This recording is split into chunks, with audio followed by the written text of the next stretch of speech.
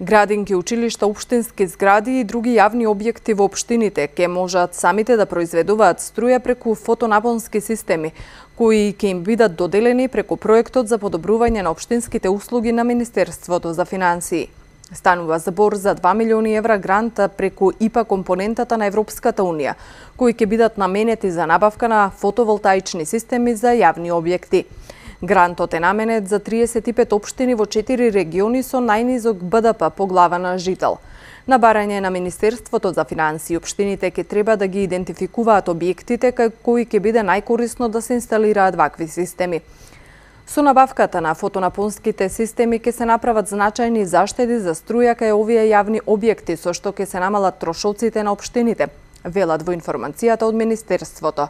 Едновремено со овој проект ќе се зголеми и бројот на користени обновливи извори на енергија согласно стратешките напори на владата за поттикнување на користењето на обновливи извори за енергија и заштита на животната средина. На барање на владата, Европската унија се согласи да обезбеди 15,5 милиони евра за развој на руралната инфраструктура, велат од Министерството.